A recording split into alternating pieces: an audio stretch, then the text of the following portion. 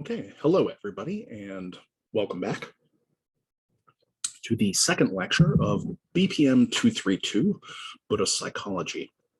So, to recap very briefly from the first lecture, as we mentioned in the first lecture, or as I mentioned in the first lecture, the emphasis of this course is going to be to look at the sort of psychological aspects of Buddhism and to interface those with psychological aspects in the West, insofar as both represent a longstanding tradition and a dedicated set of systems designed to help us overcome suffering and promote human flourishing.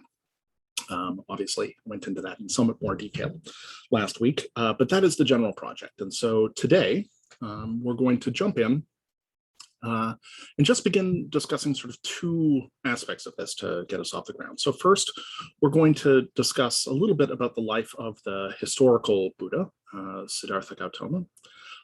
And in addition to that, we'll start talking about some of the kind of basic psychological concepts, some of the basic insights that we see within the Buddha's teachings and how those things begin to interrelate. So we'll be looking, as I said, about sort of the life of the Buddha himself and the story around this, and then also at sort of some of the core psychological teachings, which I'll be attempting to elucidate for you in some detail.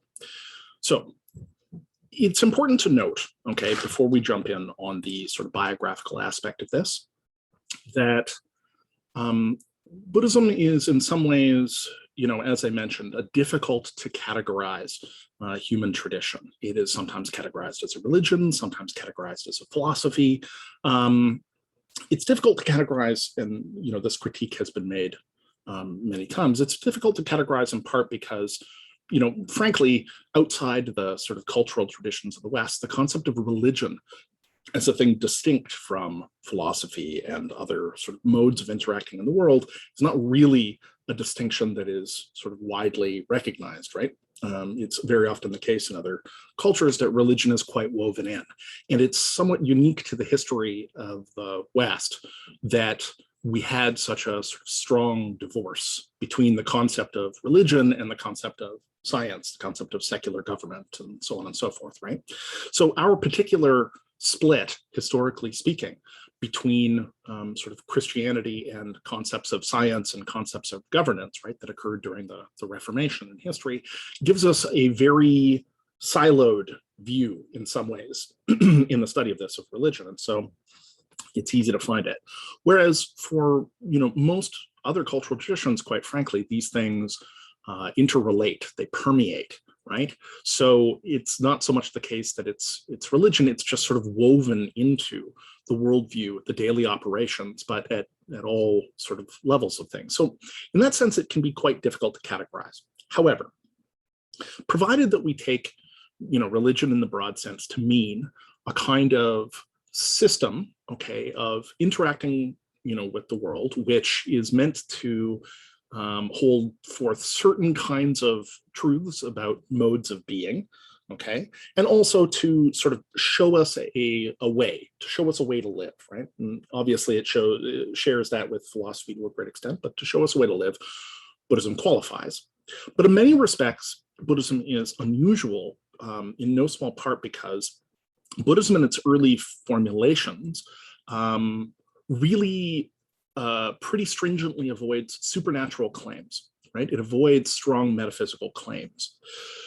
Now, what this means, among other things, is that, Buddhism is not sort of primarily concerned with questions of, say, a creator God, right? And it is important to recognize, obviously, that Buddhism emerges within the framework of the various Hindu traditions that were extant in India during the period. So this is 2,500 years ago.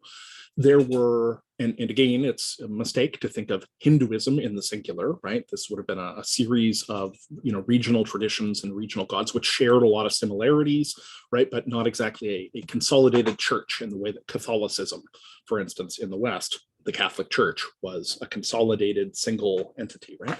Would have been a series of traditions in a sense in Hinduism, but Buddhism emerges within this background in India. And of course, there are within various Hinduisms sort of plenty of metaphysical conceptions, right? So the idea of rebirth, right? Reincarnation, right? As sort of eternal recurrence. The idea of creator deities and the emanations of various other deities. So this would have been very much the tradition in which Buddhism initially emerged. It would have had those things. And so Buddhism is quite deliberately distancing itself from those traditions. It is explicitly not holding forth on metaphysical and supernatural claims. And that's an important distinction. Another important distinction that we're going to see right away, and this is part of the distinction that has given Buddhism much of its appeal within the West, and certainly in terms of many of the modern claims that people have made about how Buddhism is specifically consonant with science, with the aims of science, is that Buddhism took, in some ways, a uniquely strong empirical approach. Buddhism didn't want its sort of adherents, such as they were, to take the elements of the teaching on faith. It was designed to be explicitly experimental.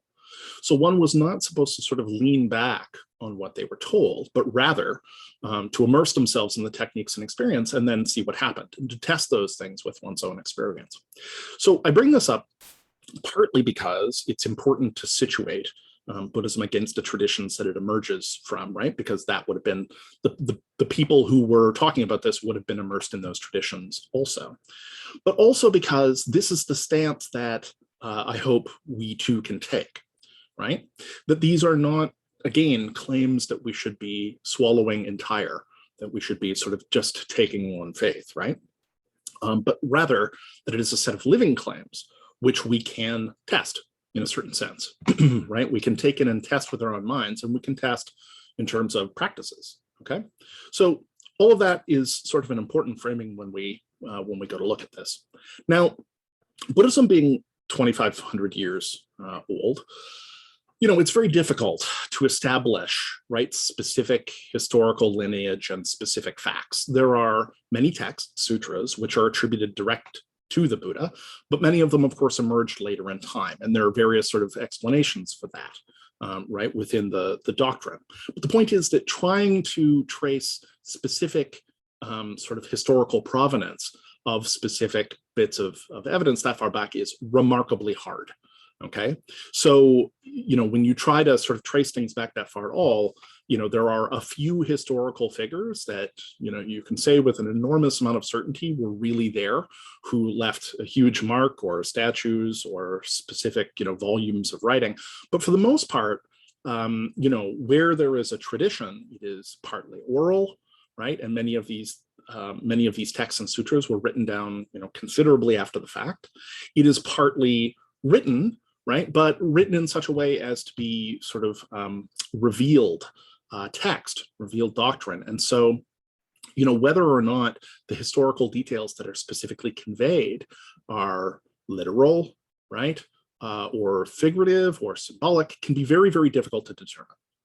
However, generally speaking, okay, the origin of Buddhism traces back to the historical Buddha, which is to say an individual born Siddhartha Gautama, okay, in a region of sort of the Indian subcontinent, in the foothills of the Himalayas, kind of about where modern day Nepal is, okay? So India would have been a continuous region at the time, but about where Nepal is. And from what we can determine, this figure was born, the Buddha was born in 560 BC. Now, he was born Siddhartha Gautama, and within the texts which talk about his origin, there is obviously a great deal of sort of supernatural provenance. So his father was a king, was a king of some substance, or a prince of some substance, right, a ruler around the local region. His mother was said to be so strikingly beautiful that comparisons were made with sort of the goddess of illusion and the goddess of beauty. She was said to be sort of strikingly beautiful. And there are numerous sort of, omens and precedents and things, right? Numerous sort of events that happened within the text to herald his birth. So not least when his mother became pregnant with him, it said that she dreamt of an elephant moving inside of her, right? And that sort of presaged a particular importance to the baby, right? The elephant obviously is an extremely, a large, fascinating, important, powerful animal, right? It would have been extremely powerful in the subcontinent at the time. Even then, they were used as animals of burden. So they were used to do work, but they were also used in war. And if you've ever been close to an elephant, they are massive, impressive animals. So this idea that an elephant had passed inside her was an animal of great power. Furthermore, there is a kind of linkage here to the Hindu god Ganesha, who is a god of writing, of wisdom, of magic, and who is elephant-headed. So there is a bit of a resonance there, right? That to have this elephant energy inside her spoke volumes about this baby. So there were sort of these early omens. When Siddhartha was born, soon afterwards, a kind of holy man, a soothsayer, made a specific prediction about his life. And the prediction was that if he was kept inside the palace, if he was kept from sort of being exposed to the world, then he would grow up to be a great king. Right, so he would have sort of enormous power. He would be a sort of imperial figure, right, a great king, and very possibly that sort of implies a great conqueror. However, if he learned of the world and if he learned of the teachings of wisdom and renunciation, then instead he would become a great teacher, a great holy man. Now, when his father heard this particular prediction, his father had ideas about that, because his father, being a king himself, wanted, of course, his son to inherit his lands, to inherit his kingdoms. So he was not that keen on the idea of having a son who was going to turn out to be a great teacher. And as such, his father sort of conceived of a plan, right? He allegedly, right, within the story, he set things up such that Siddhartha wouldn't get exposed to aspects of the world that would be likely to make him sort of pursue these spiritual questions. So he kept him in the palace, for one thing. So he was constrained within the palace, but also his father set the palace up so that it was very much a palace of pleasure. He set it up so that it removed any aspect of worldly suffering, of discomfort. So quite famously, he constructed for his son, once he reached an age, right? He constructed a sort of chamber of pleasures, which contained, sort of all sorts of sexualized art. And he brought in all sorts of courtesans and, right, professional lovers, right, that could show the young Siddhartha sort of every kind of bodily pleasure. And the idea was that he was going to sort of surround him, pamper him, right? Not let him be exposed to this outside world, but instead just immerse him in pleasure, hedonism, right? Bodily experience, sex. So, this works for a while. And in this period, Siddhartha also takes a wife, has a child. But during this period, he's also, of course, talking to these people who are involved in sort of this drowning him, soaking him in pleasure, right? And they're continuously talking about aspects of the outside world, such that he begins to grow quite curious, right? Begins to grow quite curious. And so eventually he starts to sort of push on this. He's like, I want to go and experience the world. So his father allows this tentatively, but tries to do it in such a way that he is always accompanied by people who are sort of in the royal employ, so that he doesn't see anything too disturbing. And he sends out his people to make sure that like the roads are cleared of anything disturbing, right? He can ride his chariot out and take a look around and see all the wonderful trees and rivers and what have you, but that he isn't going to encounter anything disturbing and he isn't going to encounter anything thought-provoking, right? So there's this really smothering quality to this, right? It's an infantilization in a sense. His father is trying to keep him from being exposed to the realities of the world. However, it doesn't really work because, on these outings, as the Buddha or the not quite yet Buddha, as Siddhartha is going out, he encounters a series of figures which prove quite disturbing to him. So the first figure is that he's out on the road and he encounters somebody who is quite old, right? Old, toothless, sunken, right? And he asks his companion, like what happened to him, right? Because this sort of thing has been kept from him, the old and the infirm. And they say, oh, he's old. That's what happens. Like his teeth have fallen out and he's bent with age, and right. And the Buddha is very struck by this, or the to-be Buddha, Siddhartha, is very struck by this, right? Very struck by this. He's like, whoa. And of course, his companion says, yeah, that's what happens, like old age, that happens to everybody. We all crumble in a sense, right? Over time. That's quite striking. Then he encounters somebody who is racked with disease and poverty. Okay, so this is somebody whose belly is swollen with hunger, right? Who's crawling with flies, who's ill, who has sores on his body. He is sick and old and sort of starving and destitute, right? And again, Siddhartha is like, what is the situation there? And his companions are like, well, he's sick. Likewise, that happens to everybody, right? And you can imagine this is an amazingly sheltered life that he's been living inside the palace to have never encountered sickness, but they're, doing a pretty good job of keeping him, cloistered and smothered. So his companion explains, oh, he's sick. He has the ravages of disease. And you can imagine, right? Thin, starved, swollen belly, flies, right? Like a really sad, kind of pathetic figure. And again, the Siddhartha is quite disturbed by this, right? And then third, he encounters someone who's dead. So he encounters a funeral procession, right? A number of people who are carrying and presumably weeping, right? And carrying somebody who has died. And so complete is the isolation that his father has been enforcing on him that this is the first word he's heard about this, right? And he asks in bewilderment, he says, what happened there? And his companion says, well, he died. That's what happens to everybody. That's the fate that meets everyone. And sort of Buddha, the future Buddha, Siddhartha looks at this and again is deeply struck, deeply disturbed, deeply concerned.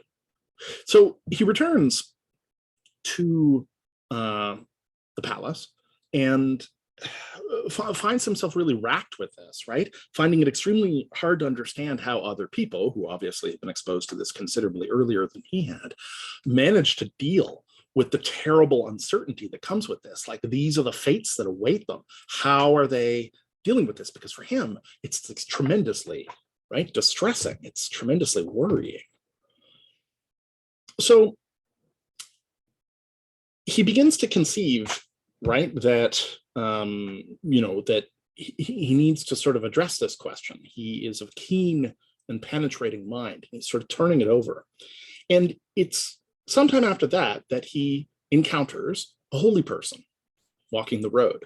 So this would have been a holy person in the ascetic tradition in Buddhism, somebody who, in Hinduism, quite likely, somebody who renounces the sort of pleasure. So they engage in fasting, they engage in certain kinds of meditation, right? They typically give up their worldly wealth, right? So they wander, they survive by begging, and they are pursuing spiritual aims.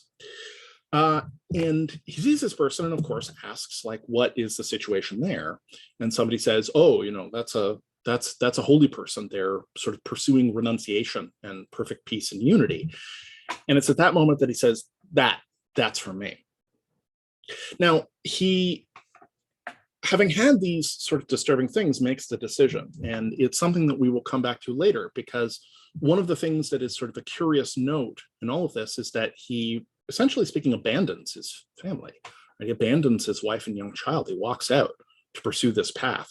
And sometimes it has been the case that people have gotten stuck on the ethics of that. Like, that seems sort of not very enlightened, right? In a way, this abandonment. And it's an interesting question, but of course he's not enlightened yet. Right now, he is merely filled with questions and looking for a path.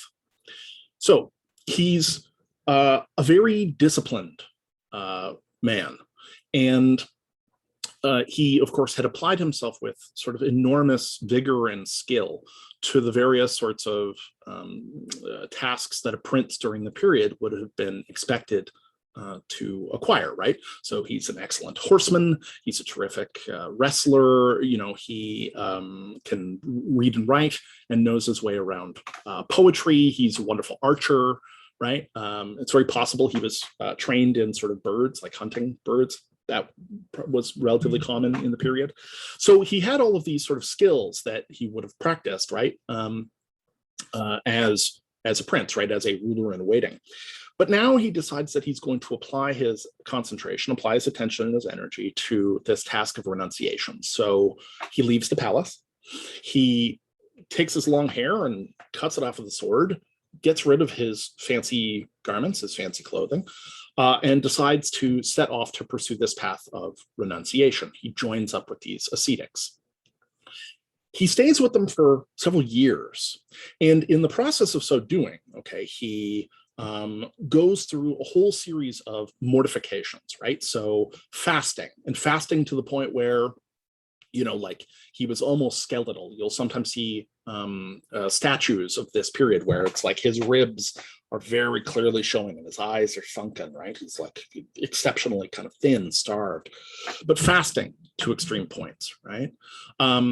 You know, sort of the wearing of rags or scratchy garments, right? So no luxury of clothes is kind of abasement, right? No sleeping inside, sleeping on sort of open ground or up in a tree or in a cave, right? Like no natural production, right? And using enormous amounts of time to cultivate a certain kind of concentration meditation, a certain kind of one-pointedness, right? In which one is seeking an experience of sort of union with the world, right? One is seeking union with the world and by extension, union with God. So this sort of one-pointed, extremely fierce one-pointed meditation that he's involved in, right? It's concentration meditation. Now, we'll come back around to that because that concentration meditation angle is sort of plays interestingly into the distinctions between various forms of Buddhist meditation and some of the meditations that precede them. And it can be sort of interesting to look at this lead. But the point is that he excels at these things, right? He is sort of a natural. So he very rapidly passes through a whole set of stages and teachers, right? He'll go to a teacher and they'll teach him everything that they have, and eventually he masters their particular technique. And then they're like, you've learned everything I have to teach you. If you want to be a co-teacher with me, you can. And he's like, nope, moving on. And then he'll find another teacher and do the same thing, right? He'll master their technique, and they'll say, that's all I've got. And he'll say, okay, moving on, right? So he does this several times, but he doesn't feel that he is any closer to liberation. He doesn't feel that he's any closer to enlightenment. He doesn't feel that he's any closer to sort of escaping these questions that plague him around these questions of sort of old age, disease, and death, the precariousness of human existence, the anxiety of human existence. He still doesn't feel that he's sort of escaped these things. And then at one point, he is quite starved, right? Exceptionally thin, very weak, and down by the edge of the river. And he falls in, right? He's so weak that he falls in. And he's so weak and undernourished that he very nearly drowns, right? He's sort of thrashing, but he has no strength in his limbs. And in some of these accounts, the village children take him, right? They see him at a distance, and presumably seeing a like terribly thin skeletal figure, they take him to be some sort of kind of demon, evil spirit. So they don't come help him, right? Because he looks terrifying. But he falls into the river and he very nearly drowns. And when he hauls himself out, right, he does manage to get out. It suddenly strikes him that all of these mortifications that he's been involving himself in, all the things he's been depriving himself of, these intense restrictions and sort of self-punishments that he's putting in his body to separate himself out from the physical so that he can just contemplate, have really just served to sort of destroy his body, to make him weak, right? And so he decides, like, this is not the path. So he takes a meal, right? So he takes nourishment, he takes a meal to kind of clear his head. And then he remembers that after he had encountered old age, sickness, and death, he had at one point sort of sat down under a tree and thought, like, I'm going to figure this out. And so he has this moment. He's like, oh yeah, that, right. And so he goes and he decides that he's going to sit himself down underneath a tree, and he's going to sit there until he can see his way clear through this problem. He's going to sit and contemplate the problem until he's got it worked out. So he sits down under a tree, which becomes latterly known as the Bodhi tree. Okay, it's relatively famous, this tree that he sits under. And he decides that he's going to plant himself. He sort of takes an oath, right? He swears that he's going to plant himself in place until he solved this problem and come through to enlightenment. There are a number of sort of, supernatural events which occur around this, right? Omens and thunder crackles and earth shakes and so on and so forth, right? That go through the various phases of this as he starts to do it. But he sits down. And as he does so, it's said that sort of all the beings in the universe rejoice that he is finally like looking at this question of renunciation, and that he's finally coming to the problem, right? Everybody, all these sort of cosmic beings and spirits and things are leaning forward with anticipation, except one very important spirit, which is the god Mara. Now, the god Mara, essentially speaking, within the context of sort of the Buddhist mythological story, right, is the god of death and sex. You can think of it, right? Mara is a terrifying figure, right? A figure who has enormous sort of worldly power, okay? And so when Mara hears that the Buddha is, or that Siddhartha is sitting down to try to achieve this, Mara sort of sends his forces against Siddhartha. So you get numerous accounts of this, right? Siddhartha is sort of sitting planted on the spot, and there are sort of legions of supernatural beings of various kinds that Mara is sending, right? Sending all of these figures against him. So, trumpets and thunders and war elephants and so on, coming at him and coming at him and coming at him, that are designed to terrorize him and indeed to shift him from his position. It's designed to frighten him with the threat of death, frighten him with fear. It's designed to shake him from the spot, but he's sworn an oath and he sticks it out. And, as they describe it, these sort of waves of figures assault him. And as they touch him there, or as they come close, they simply turn into flower petals and fall away, right? They can't really touch him. He's in a motionless spot. So even though there's this onslaught, right, it doesn't affect him. It just falls away, and he remains in a state of clear and penetrating vision. And then Mara tasks Mara's daughters, to tempt Siddhartha. And so Mara's daughters appear, and they are, sexual temptresses, right? They tempt him with the lure of the flesh, right? So they show a lot of skin, and they move around suggestively. And basically what they say to him is, forget this enlightenment stuff. Like, come inside. It'll be a lot more fun and a lot more pleasant. Like, move away from this idea of discomfort that you have and come back inside, right? So there is sort of wave after wave of both fear attempting to shift Siddhartha from his position, but also temptation, right? And we see in this moment with Mara, this god of sort of sex and death, we see something of a microcosm, okay, for what it is that we, it's like a coded metaphor in some ways, not even that coded, for what happens if you're sitting on the meditation pillow, right? If you're sitting on the meditation pillow, there's a great deal of material that's coming up from your mind that's really hammering at you.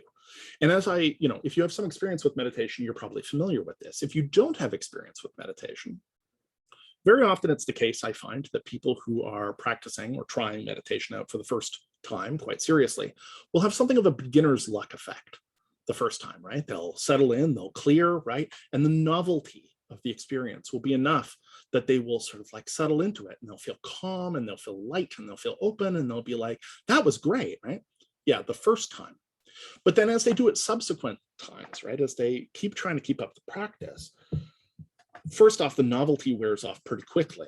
And second, they realize that their mind is far more out of their control than they realize. This is termed among practitioners, it's called monkey mind, right? Because you're trying to, like, say, pull your mind back to the breath, but your mind is bouncing all over the place. And what's it doing?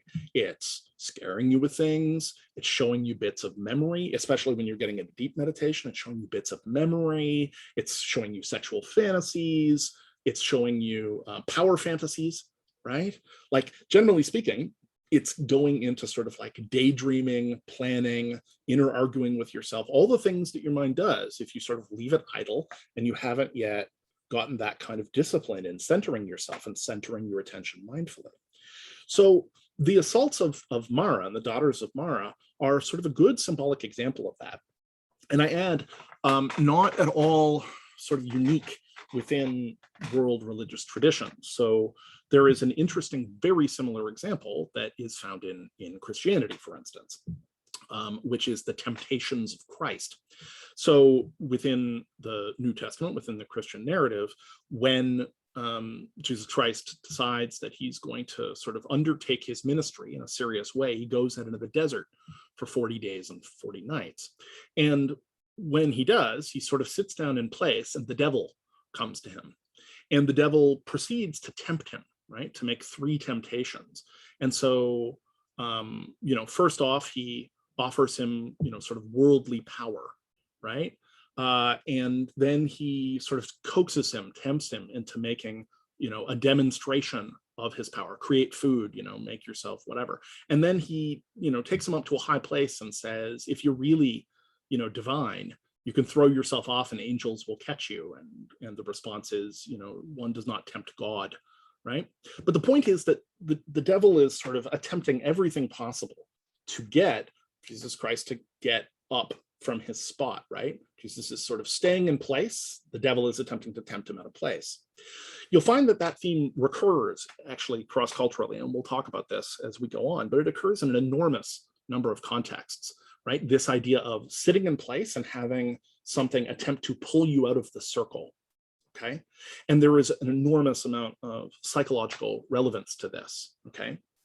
When we sort of expand this more into the therapeutic side, one of the things that we will find is that very often that ability to tolerate your distress and not to immediately act on the waves of emotion and thought and imagination that come into your head is absolutely crucial to being able to overcome certain kinds of difficulties, right? If you take what comes in as truth and you act on it immediately, right, that kind of impulsivity, is extremely difficult. It's problematic, right? It causes problems for people. And likewise, it's the case that kind of distancing, that ability to tolerate the distress of an experience, right, is one of these measures that we look for that's sort of absolutely crucial to sort of psychological growth and overcoming these things. So there is something that is quite archetypal, quite primordial in a sense, okay, in this image of the Buddha sitting and Mara, attempting to tempt him out, okay? So he eventually waits out Mara. Mara eventually gives up. It doesn't work, right? At which point, the Buddha is not quite yet the Buddha, but Siddhartha, as he's going through the night, proceeds as with each watch of the night, so each space of the night, he proceeds through sort of series of revelations. So during the first watch, as he is still there seated and Mara has retreated, right? He experiences sort of a wave of his previous births and incarnations. Now, you'll recall that at the outset, I said that Buddhisms, generally speaking, in their sort of baseline formulation, don't make a lot of metaphysical or supernatural claims. And you might be thinking to yourself, well, wait a second, like, isn't reincarnation a metaphysical claim, And we will discuss that at further length, right? That there are interesting and fruitful ways to talk about the concept of reincarnation that are not sort of specifically spiritual in their orientation, that has less to do with, possibly a soul moving between lifetimes, right? Than it does with the possibility of one's own being and the fact that when we go through some of the insights that Buddhism seeks, we realize that really we are going through a series of lives and incarnations ourselves, because we aren't stable, we aren't single beings in that way, right? And so, right, there's a sense in which every time we sleep, we wake up and it's kind of a new life and a new person, right? But we don't normally think of it that way. So the point is that he experiences the set of his previous incarnations, and that's during the first watch. During the second watch, he experiences, in a strikingly powerful way, the functioning of karma. And karma is one of the most misunderstood concepts which emerges from this whole system. It gets misunderstood all the time. The big misunderstanding you'll hear a lot is the concept of bad karma, because the answer is, well, all karma is kind of problematic. All karma is probably, there isn't really good karma in the sense that people want there to be. But the idea of karma, although it's very frequently sort of elaborated and confused by people, is a relatively simple idea. It's a basic law of cause and effect. And so the recognition that Siddhartha has during the second watch is just that people do things and the effects of those things cause their suffering, okay? So as a brief explanation of this, and again, this is something we'll unpack more as we go, but as a brief explanation, as a contrast point, think about the concept of pay it forward, okay? For those of you that are familiar with that idea. So the concept of pay it forward, it works like this. You're in line at Starbucks, okay? And you're gonna pay for your drink, your coffee. And you decide that you're going to pay for your coffee and also the coffee of the person after you. Now, never mind, that can actually create complications for the baristas, but leaving that aside, you're trying to do a good thing. That's your intention, right? So the person behind you gets their drink and it's like, oh, it's for free. That person paid for it. Now, all of a sudden they're in a better mood, right? They feel good. And that idea, right, then in turn is that they should transmit a good deed onwards. The idea is that with pay it forward, in a sense, is that you are doing good deeds for no reason at all, because in so doing, you are improving people's day, improving people's situation, and hopefully that is going to be a cascade, right? That it'll be sort of contagious. You do a good deed, their mood goes up. So they do a good deed, so their mood goes up. So they do a good deed, so their mood goes up. So that everything gets gradually floated, right? People do nice things, and therefore they receive nice things, and therefore they do nice things, right? This is the idea of pay it forward, right? The idea is that, you doing a nice thing for somebody for no reason at all, and possibly for a stranger, might in turn lead them to do something nice for somebody else, and that you're going to improve everybody's lives thereby. That's a very karma idea. But look at it the other way. The other way is like, you do something selfish and you don't think about it too much, but you do something selfish and it impacts somebody else. Well, that in turn makes their day worse. So they do something selfish and they impact somebody else.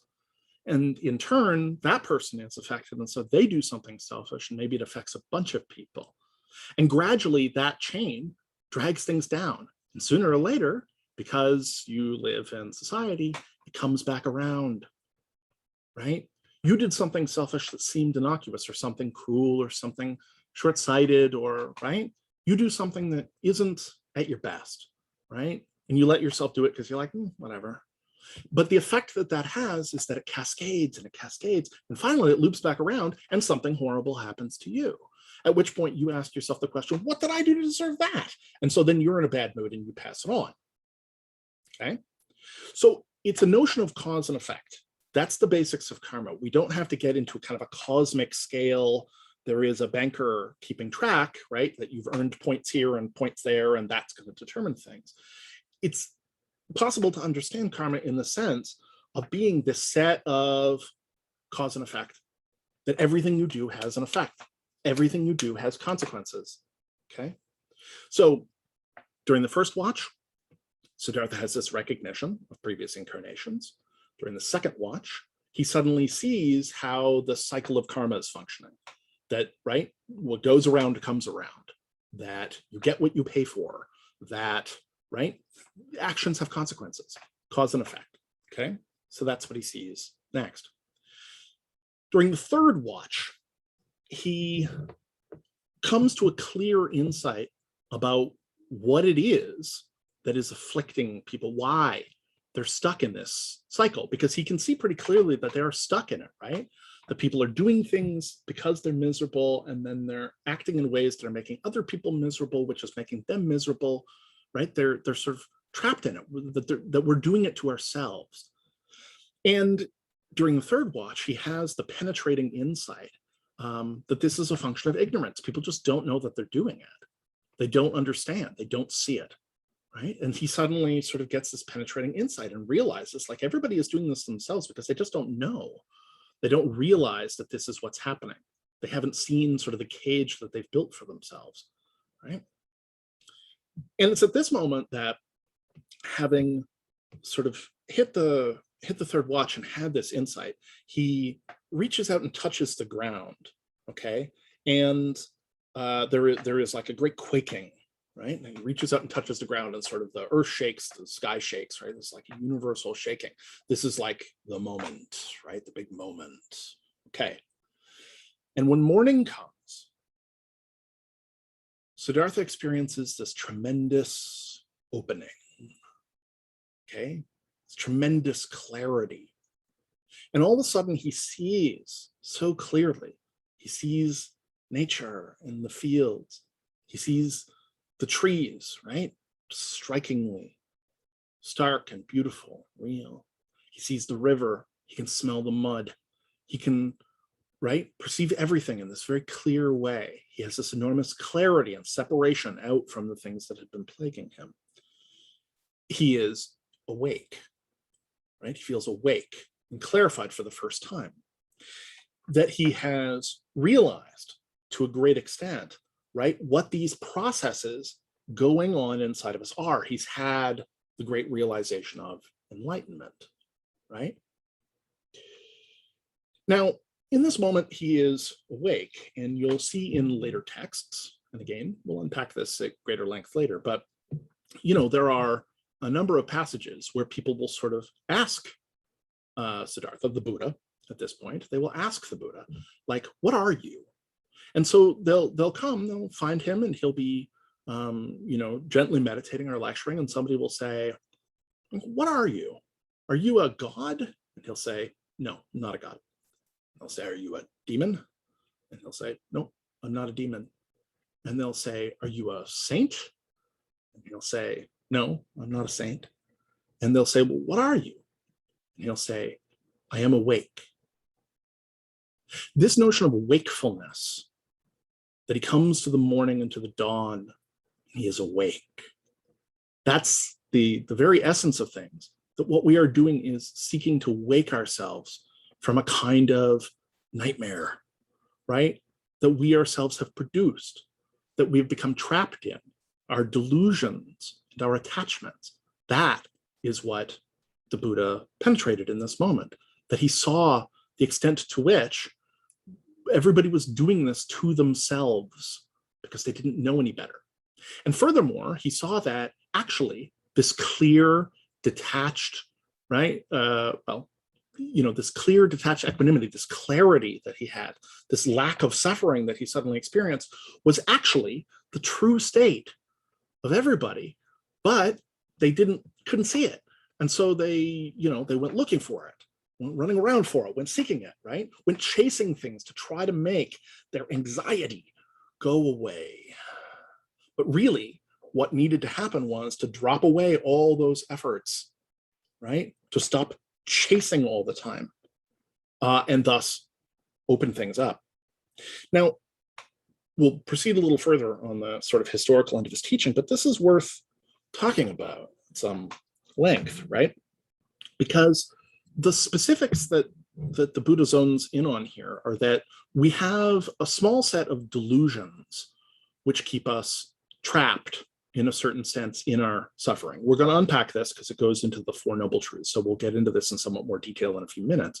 But everybody has a specific set of delusions that they cling on to try to make anxiety go away. So consider his original anxiety for a moment. His original anxiety, right, was for what? old age, sickness, and death, right? Old age, sickness, and death. And there is a sense, obviously, in which we all suffer anxiety and try to avoid those things, right? Nobody wants to be old, generally speaking. I mean, especially in our culture, because we tend not to put much sort of much honor towards the old. I mean, you know, in the West, obviously this is different depending on where you are, but like being old is not quite the honored position it used to be, right? It's not something that a lot of the time, frankly, people are looking forward to. You only have to go to the drugstore and like look at all the eye creams that are supposed to smooth out your wrinkles, or the plastic surgery industry, or any of that. People are in no rush, okay? None of us want to get sick. I say this, frankly, with immediate recent experience, having just been quite sick, right? And it's unpleasant. We want to avoid it. And death.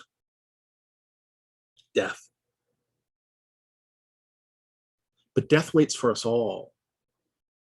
That is a basic feature of being a finite biological being. We are born and we die.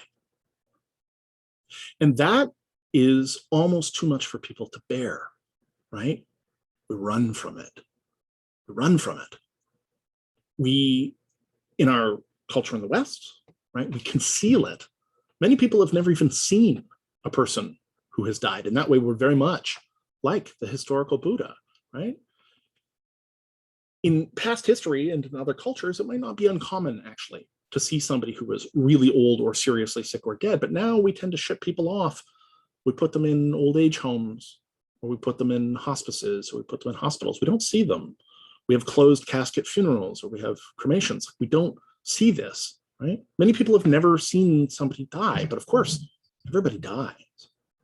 For many people, right, their first encounter with death might be a relative, might be a pet, right? You know, and that's a jarring thing, but we are going to encounter it. And, you know, without getting excessively heavy about this, because this is something we're going to have to process over, well, over a few weeks, but over more than a few weeks, right? It's like an extremely heavy thing, not just to consider your own death, but to consider the deaths of people that you know. And yet, right, barring some kind of massive change in the nature of the world, that's where things are going. But we run from it. And it's not just that. We want to make the good things last. We never want the bad things to happen. So we want to stretch out good moments forever, sometimes well past their shelf life, well past their due date. Like we keep things going until they're just not a good thing anymore, right? We just want it to last. We don't want it to end. We don't want bad things to happen, right? We want to be happy all the time. We don't want to be sad, right? We don't want sadness to happen. And so we cling to these things. We're attached to them. We want them to be permanent, right? We want them to be permanent and solid. We want our achievements to be permanent. We want our you know, sort of prizes, gifts and things, right? You know, we want permanent wealth and permanent happiness and permanent us, right? And so we try to fix things in place, and we try to bar the door against things that are unpleasant. But nothing is permanent, as we will come around to in greater detail. So this set of attachments, right, fuels all of the things that people do to try to deal with the fundamental anxiety of this precariousness, right? This terrible precariousness, this threat that lurks just outside the door at every moment. Because at every moment, something could go horribly wrong. And how are you supposed to live like that? And the thing is, as the Buddha identifies, it's not a question of solving that. It's a question of a radical kind of acceptance. When you stop fighting it, it is possible to have an experience that is outside of that. So we will come to that in a second. So here he is, morning clarity, enlightenment, one who is awake. So he proceeds to this location in Sarnath in northern India called the Deer Park. And at the time, there are a number of monks that are hanging out there that are people that he used to be associated with, right? Other ascetics and renunciates and stuff that he used to be associated with. And they kind of don't want anything to do with him because basically they see him as a dropout, right? It's like he was with them for years and then he dropped out and he went and ate food and sat by that tree. And like that guy doesn't, he doesn't have what it takes. He's a flake. So he left, but he goes and he sits, and there are these sort of 5 monks that at first ignore him, but then gradually they notice that he seems to have this calm, beatific presence, right? He seems so calm. He seems so serene. He seems so set that eventually they get curious. And so they come over and they sort of sit down at his feet where he's sitting, and they listen to him as he begins to talk about the insight that he has just experienced, right? The thing that he has just gone through. And he begins to unpack this. And this is known, right, in the deer park in Sarnath in northern India. This sort of initial teaching is known as the Discourse on the Four Noble Truths. The Discourse on the Four Noble Truths. Now, we will look at some text of the Discourse of the Four Noble Truths. So I am merely going to summarize. But the thing to remember about the Four Noble Truths that I think is quite interesting right off the bat, okay, is that essentially speaking, the Four Noble Truths are given in the form of a medical diagnosis and prescription, okay? So there are 4 truths. As I mentioned, the Four Noble Truths, my friend and colleague, John Vervaeke, likes to refer to these 4 Noble Truths as the 4 ennobling provocations, which is pretty atypical, but it's interesting, okay? And it's interesting because there's a difference between a truth and a provocation, right? A truth is just like, here it is. Okay, great. A provocation, on the other hand, is like, do something, right? It provokes you. It's designed to jar you, to shake you, to get you to react, okay? And it's not noble, it's ennobling, right? It lifts you, it elevates you, it somehow takes you up, it ennobles you. So it is an ennobling provocation. So we are going to use the term noble truths, but bear Dr. Vervaeke's ideas in mind in this, because these are meant to shake you, okay? So the 4 noble truths. So what are the 4 noble truths? The first noble truth is there is suffering, or all is suffering, okay? The word for suffering used here, okay, and I know I said we're not going to get super deep into the specifics of language. I'm going to try to explain most of this in relatively plain terms. But the word used here is the word dukkha, okay, typically spelled in English D-U-K-K-H-A, dukkha, D-U-K-K-H-A, dukkha. I know I should put that up on the screen, but I can spell it. So dukkha. And dukkha means suffering. However, when we hear the word suffering, we think of something very specific, right? Suffering sounds like somebody who's like been lit on fire, or somebody who, is having, I don't know, electric shocks pass through their body, or, right? It's sort of agony. But in the first noble truth, all is suffering. Dukkha is not quite captured by that idea of agony, of pain. It's more like a kind of dissatisfaction. It's like a kind of lurking anxiety, right? Specifically speaking, there are some aspects of the metaphor that have to do with the way that a wheel and an axle work, right? So it's like the grinding, right? So as like a wheel, like a wagon wheel goes around an axle, it's like grinding and grinding, right? It's not sort of perfectly smooth, it sort of grinds. So there are some implications that dukkha contains as a metaphor, this idea of like grinding, okay? So think about that for a second, right? That all is, or life is, grinding. Now, what does he mean by this? Well, obviously it does not mean that everything is pain. That's patently false. There are lots of things that are perfectly pleasant, right? Ice cream, Netflix, sex, friends, right? Baby laughter, bumblebees, if you like bumblebees, puppies. There are lots of things that are perfectly pleasant things, right? Taking a nap. Lots of things are pleasant. It is not the case that literally all things are sort of agony. That's not true. But what is the case, okay, is that at every moment, there is the potential for it. At every moment, there is the potential. Doesn't matter how good your happiness is. Doesn't matter how pleasant what you're experiencing it is. At every moment, it's possible that it could turn.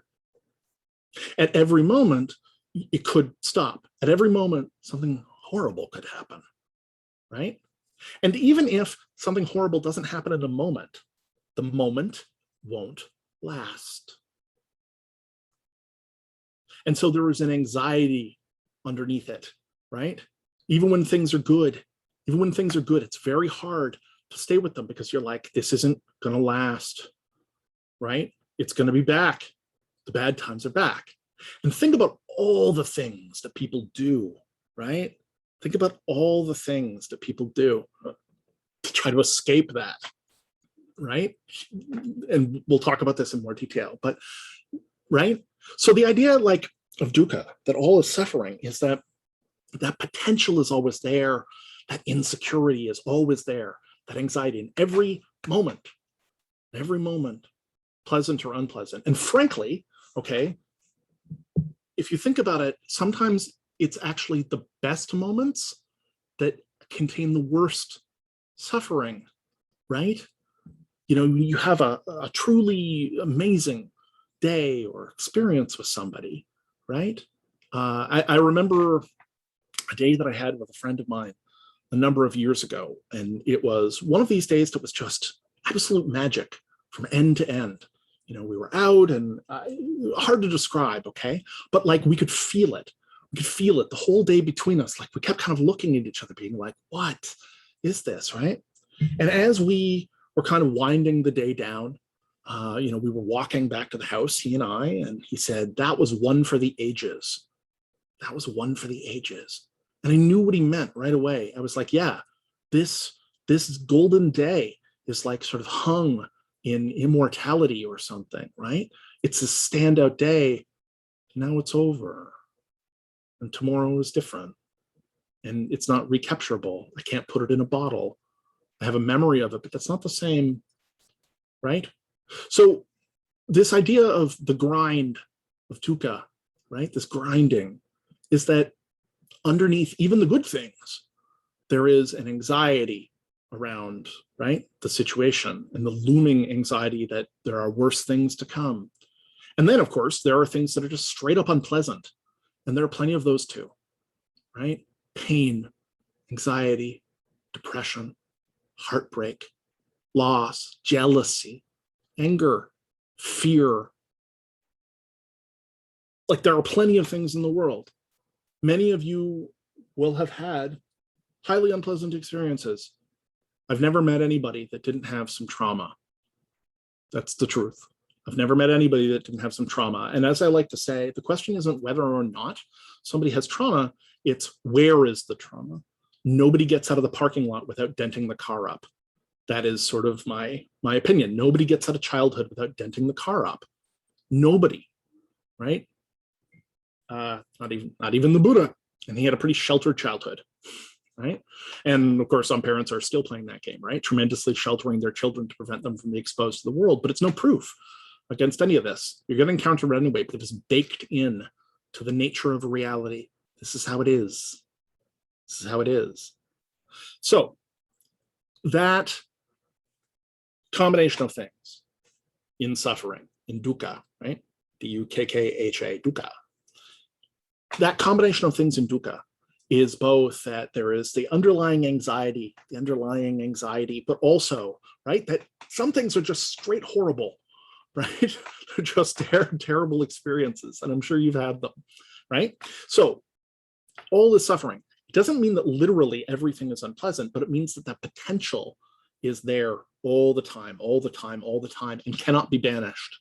Okay, so that is the first noble truth, or the first ennobling provocation, if you prefer. The second, second noble truth, the Buddha sort of identifies the cause of this, right? He identifies the cause of it. And the cause he identifies is that we have, we're ignorant. We have a lack of knowledge about the fact that we, in a sense, are causing our sense of insecurity. right? That it is a function of our ego, right? That it's a function of our ego, that our regular everyday mind is twisting itself into knots, constantly try to escape something that in a sense can't be escaped, right? So think about it 2,500 years ago. Imagine if what he was talking about instead of suffering was gravity, right? Now, of course, we have rockets, at least a few of us do. We have rockets, we could theoretically leave the Earth, but 2,500 years ago, no such luck, right? So how do you escape gravity? You can climb as high as you want, you can jump as high as you want, but you're always coming back down to the ground, right? There's just no way away from it. It doesn't matter how good you get at jumping, you aren't going to jump off the planet, right? In the same way, right, people spend their lives trying to jump away from the gravity. And it's that very jumping that causes, right, this sense of like struggle, right? The people jump and oh no, back down to the ground. Oh no, back down to the ground, and so on and so forth. And what the Buddha identifies in the second noble truth is that it's this lack of knowledge about the cause of insecurity, about our attachment, about our desire for things to be permanent, right? That is causing us this problem. And that rather, if we can release those things, right, there's a way out. There's a way out. And that brings us to the third noble truth. And the third noble truth is about the end of suffering, okay? It's the end of suffering. And the end of suffering is nirvana, not the band, okay? Nirvana as a term is something that most people have heard of, and it can be a relatively difficult thing. It's sort of difficult to conceptualize. If you read enough of the sort of literature and interpretation around this, you'll read a lot of things that seem to be getting it wrong. But more recent books, and of course original Buddhist texts and things, get this much closer. The idea is that nirvana is sort of the blowing out of the candle, as they say. And in the West, that's been interpreted by commentators altogether too often as being like nihilism, right? Like it's a pessimistic, everything is suffering, and so you need to extinguish yourself. But this sort of misses the point that, Buddhists who have achieved this state, right, are often profoundly serene and peaceful and playful and seemingly happy.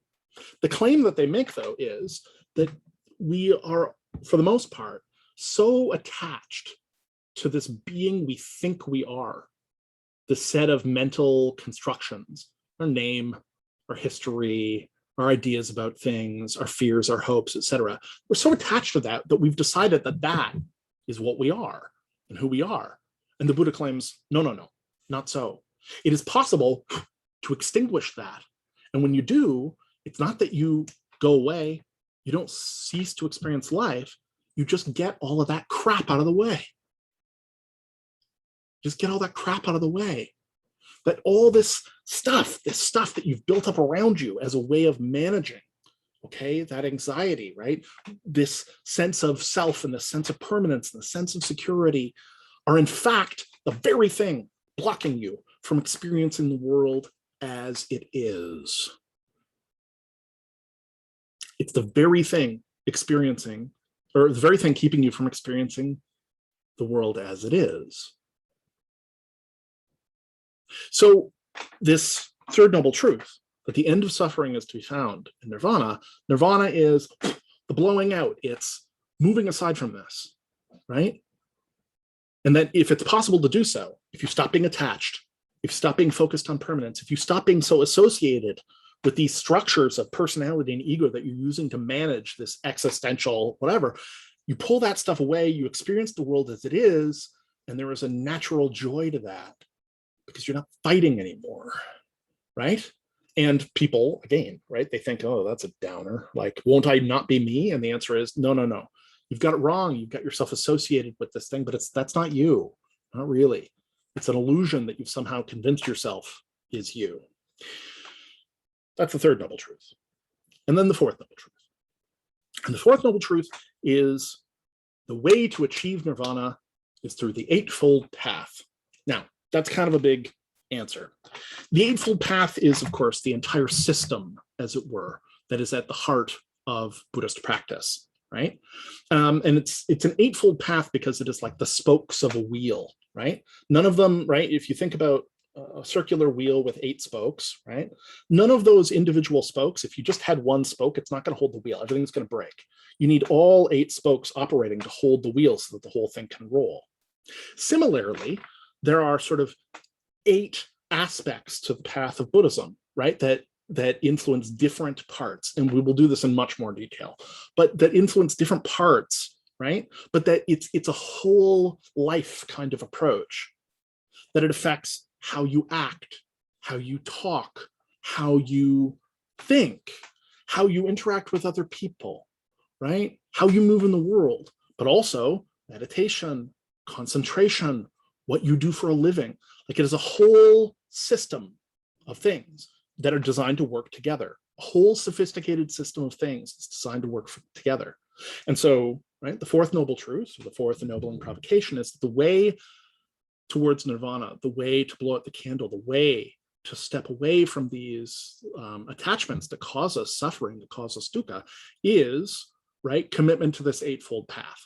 So already we can see that it's a complex system, in a sense, right? It's a whole system of things designed to support each other. And as we'll see, it's in fact even more systematic and complex than that, because there is an aspect of community involved in the whole thing, the sangha.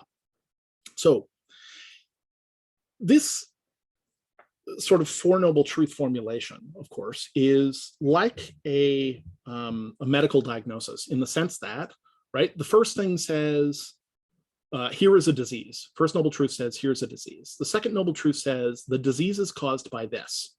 The third Noble Truth says, there is a cure. Don't worry, there is a cure.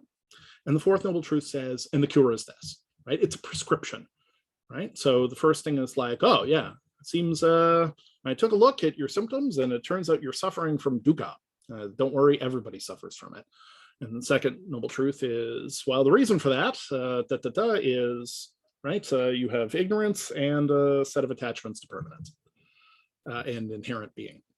And the third Noble Truth is, don't worry, we have a treatment for that. And the fourth Noble Truth is, okay, here's your prescription. You're going to want to take the Eightfold Noble Path for the rest of your life. So it has that form of a medical diagnosis because, in a sense, right, medical diagnosis from the period, in a sense, it is precisely this. It's meant to be a prescription. It's meant to be a diagnosis and a prescription of this existential situation that we find ourselves in.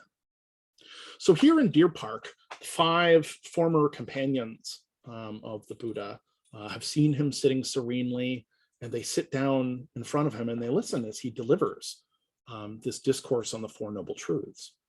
And they decide to follow him. They indeed form the first sangha, which is to say the first community of practice. And this is important in part because this first sangha, these are, like the Buddha himself was, a group of individuals who was already highly trained in different techniques of meditation, concentration meditation, et cetera, et cetera. Now, the technique of meditation that the Buddha eventually advises is a kind of a technique, right, that rather than trying to fix your mind on one object and merge with it, it's rather about an open state of acceptance. It's about allowing you to accept that you have all of these urges and fears and stuff coming at you, but you just don't act on them. You just accept that it's the case and you stop trying to struggle against it, and you accept that it's empty. This is something that we will open experientially as we go forward, right? That kind of felt sense of things. But the point is that the 5 monks, such as they become the first sangha. They become the first community of practice. And I add, the Buddha was pretty cautious about teaching. When he first had his experience, he was like, nobody is going to get this. What is the point, right? And then he thought about it and he was like, well, some people seem to be less attached than others. So maybe it is important that I share this. Like, maybe it would be helpful to people.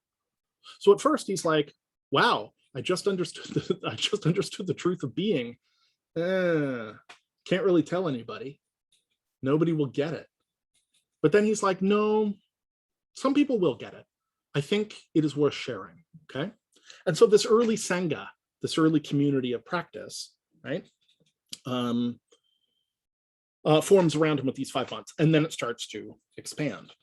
Now, there's a concept in Buddhism known as the 3 jewels. the three jewels, okay? These are three things that are important to Buddhist practice. And so the three jewels are the Buddha, the Sangha, and the Dharma. So what does that mean? Well, the Buddha first, the life of the Buddha. Why? Because, and we're not done the life of the Buddha, but the life of the Buddha is meant to be an example, right? It's not just a symbol, it's not just a story, it's an example. It's setting a certain kind of example for behavior. It's somebody to like model yourself after, right? And so referring back to the Buddha, the teachings of the Buddha, and the life of the Buddha is a powerful touch point in the practice. The Sangha, okay, is, well, actually, no, the Dharma, okay, is the second point. And the Dharma is this whole set of teachings and behaviors, right? Things that help you on the path, systems of meditation, the various teachings that sort of explain how to get through, right? As well as various kinds of prohibitions. So as you'll see when we look at the Eightfold Path in more detail, there are aspects of this that might not be immediately obvious to you, like, you know, not causing suffering in your job. So like you shouldn't take a job, you know, as, you know, like a gun manufacturer, for instance, right? Because the potential of bringing harm to other people. Well, that doesn't necessarily seem obvious, right? Likewise, being I think a butcher or somebody who sells alcohol is kind of problematic because, you know, the meat is causing suffering in the animals and maybe health issues in people. And alcohol is like lovely in small doses, but humans are not good at keeping it small, right? And so it can sort of destroy people. And so, right, there are aspects of the Dharma that are these various rules and things designed to help you sort of navigate. So the Dharma, all the rules, all the teachings, right? All the sutras, all of the forms of meditation, all there, all the teachings, okay? And then the Sangha is the third jewel, and the Sangha is the community. And that's a community of like-minded practice. Why? Because you come up together and it's motivational to know that you're not alone. And it's motivational to know that there are other people who are struggling on the path. And it's motivational to work with other people who maybe have had the kinds of struggles you're having, because it's not easy to pursue this path. It's not easy to pursue this path. It's difficult. So being part of a community, right? It's like a little bit of positive peer pressure, but it's also people to talk to, people who understand you, like a community of like-minded persons who are pursuing a similar goal. And so you can see these first 5 monks as the sort of the first Sangha. It's the first community of practice, first people who are surrounding the Buddha and starting to try to take this new teaching up. So the 5 monks surround him. And thereafter, he teaches, okay? He teaches increasingly large groups for 49 years. So unlike a number of other kind of figures in history, the Buddha does not die young. He lives to the age of 80. He teaches for 49 years after this. And, you know, they wander. At first, they, you know, do teaching and meditation, and then they, you know, sort of teach in like makeshift camps and stuff. And then gradually, right, as more and more people are interested in the ideas, they build more permanent structures and things.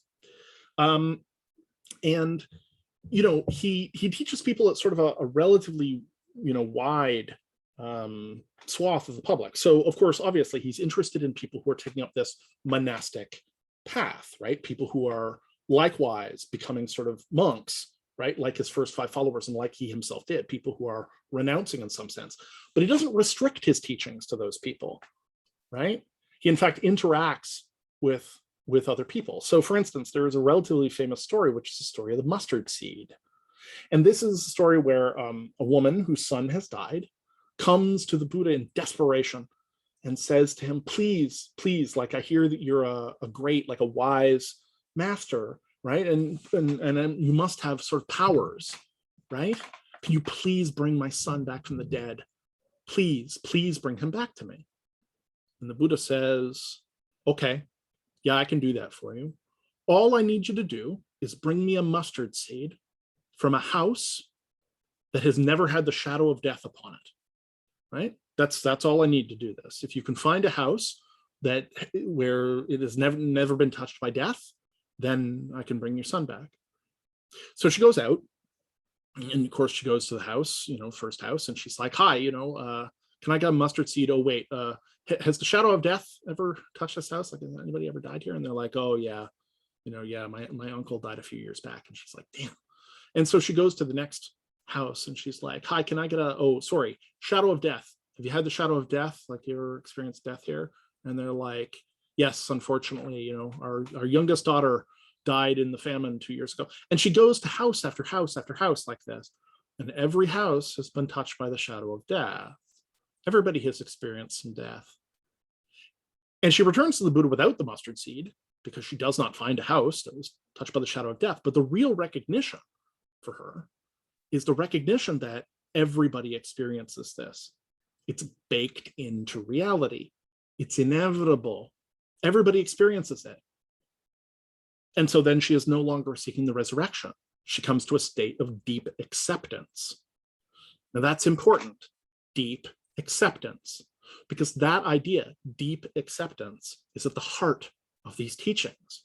If you consider many of the aspects that we're talking about when we're talking about suffering and when we're talking about impermanence, there is a resistance that we have to these things. And the answer to them is a kind of deep acceptance, to realize, no, this is how it is. And to stop fighting against it, right? To stop investing so much of our energy fighting against it in various ways, a deep acceptance. So you can see how this story, right, where he gets her to try to get this mustard seed, brings her in confrontation with the world. She realizes death is everywhere, but it's not avoidable, that nobody is getting away from it. And when she does that, she enters a state of deep acceptance and she follows the Buddha and follows his teachings. So he teaches for 49 more years, right? Lots of teachings, lots of encounters, talks to nobles, talks to other spiritual seekers, right? Acquires a great number of followers, et cetera, et cetera. And then at the age of 80, he dies. And there are several accounts of this. Sort of the version of this that I like best, and we'll probably look at this text too because it's a good one, but the version of this that I like best has him accept a gift of food from somebody that's too rich. So it's like full of heavy, cream and cheese or something, right? It's too rich. It's much richer than the kind of food that he's been eating. So he gets this really rich food and it just does not sit with him, right? He gets like, whatever, GI upset. He gets, dysentery, whatever. And he gets sick. He's clearly dying. He's old. I mean, he's 80 and this is 2,500 years ago, right? So, he's an old man. He accepts this gift. And then he dies, and he sort of orders them or asks them, I guess, to lay him on a couch underneath some trees, and he lies sideways. This is a pose you may have seen before. And in the end, he, asks his followers, he's like, look, that's it for me. I'm going. Do any of you have any questions before I go? Mind you, he's been teaching for 49 years. Do any of you have any questions? And they're like, no, I think we're good. And in the end, he basically says, quite importantly, you need to rely on yourself. Don't take my word for it. Don't take this on faith. Investigate for yourself. You have what you need. It's your struggle. This liberation is your struggle. But I'm sort of leaving you with a set of guideposts, what I've discovered, what I've found, so that you can use it in your own investigation. So stick to those things and try them and see what you think, right? Use your own mind, inquire, experiment, test, use your own mind. And then he dies. Now, we'll get into the historical spread of Buddhism thereafter, the early sort of generations of his followers thereafter, how various traditions, right, are informed in different directions, how that starts to sort of spread out of India and eventually is mostly extinguished in India, right? But it sort of spreads out and starts to go to other regions. We'll talk about all of those threads. But the key thing is that, 49 years of teaching later, and there was this really clear kind of body of teaching that was quite distinct from what was going on, right, in India and Hinduism elsewise. And a lot of it had to do with, obviously, with the Eightfold Path and this sort of general kind of ethical framework, this wheel, right, of different kinds of actions and way to be, right, this way to live your life. but also, right, zoning in on particular forms of meditation, which would enable you to see through the illusions that you are currently hitting with yourself. Not hitting with yourself, that you're currently hitting yourself with. That's what I meant. That you're currently hitting yourself with, right? You're currently caging yourself in. Okay, so that's, obviously that's a lot to absorb right there in the story, but it's worth going through, and you'll read other kind of accounts and things of details. I've left out, for instance, a lot of the frankly really cool sort of descriptions and supernatural details and stuff, right? Things that happened, and the heavens tear open and there's trumpets and flames and all kinds of cool stuff. I left a lot of that out for the sake of carrying this through. And there are aspects of the story that we will come back and look at and expand on. For instance, when he is sitting beneath the Bodhi tree at one point, he has a vision, is a memory of a moment with his father. And that's very interesting to look at from a psychological perspective. So we will kind of come back around and look at that later. But you can see that the basic arc here, right, is this is the narrative of somebody who confronted the basic existential issues which face us all as human beings. And it was quite remarkable. He seems to have been a kind of like genius of existential penetration, of existential insight. He seems to have been a kind of genius of understanding the influence of his own mind, right? And managed to sort of break through to a system which promises to get us out of the never-ending hamster wheel of our own suffering and of the effects of our suffering, right? He diagnoses it, and then he offers a kind of cure, a path of escape, and that's remarkable. Okay, so we don't want to expand, we don't want to expand indefinitely. So I'm going to touch somewhat on three of the core aspects of this psychology. We're not going to expand them out in full. This is something that we will get into more as we go. But I want to touch on three of these aspects so that we can start to get a good felt sense of them. Okay, so these three aspects that I want to touch on are the concepts of suffering, impermanence, and emptiness. Suffering, impermanence, and emptiness. Okay, suffering we have talked about to some extent, right? And suffering to a great extent, right, the Buddha says, is a function of craving. Okay, so this suffering, this potential for unpleasantness, actual unpleasantness, or potential for unpleasantness, it's not so much the question of the pain, it's the question of our reaction to the pain that informs the suffering. That's the craving Buddha's talking about. So when we're talking about craving, what do we mean? Well, we mean that it's generally speaking, right, what we're talking about is both our desire for the good, for things that we perceive as good or pleasurable, right, and our intense resistance to the good ending, plus our desire to prevent the unpleasant. So these are the three aspects of craving, right? Wanting good stuff to last, trying to prevent good stuff, or seeking good stuff, wanting good stuff not to end, right? And wanting bad stuff not to happen. And these sort of reactions, right, form, as you can see, like a secondary layer. It's one thing to have a pain, whatever. Let's say you've got a headache. It's something completely different to have that headache, like, oh my God, my head is throbbing, but to simultaneously be struggling against it. God, I wish this wasn't happening, right? Or the next day to not have a headache and be like frightened that you're gonna have a headache, right? What if that comes back? Now, you might think that that's a hypothetical example, but it actually isn't. This is an example that's drawn, not from my experience, but from my close acquaintance, which is my father. My father, for a number of years, suffered a condition called cluster headaches. These are exceptionally unpleasant. They're not very well understood. And there were years where he would have these, only a few years ago, there were years where he would have these cluster headaches with some regularity, and they were utterly debilitating, right? I mean, from what I understand, as severe as a migraine or more so, like piercing, incredible pain that absolutely lays you out. You can't look at light, you can't think straight, you can't whatever. And once these things came on, they would often last for hours and hours and hours. And many of the interventions that, that were being used weren't that effective. So you can imagine, it's one thing to experience a pain. That's bad enough. But imagine if you have like a piercing headache, right? Like somebody is shoving a hot poker through your skull, right? That goes on for hours and hours and hours. And imagine how you would be twisting in your consciousness in response to that, right? Imagine that you would be twisting in response to that, like, God, please stop. Like, why is this happening to me? Like, right? All of these things, this resistance, this push, wanting it to end and so on and so forth. Well, that's a certain kind of craving. Okay, and then imagine that it does end, but you've had it 6 days this week. And so all of a sudden you're coming up on the 7th day and you're afraid. What if it comes back?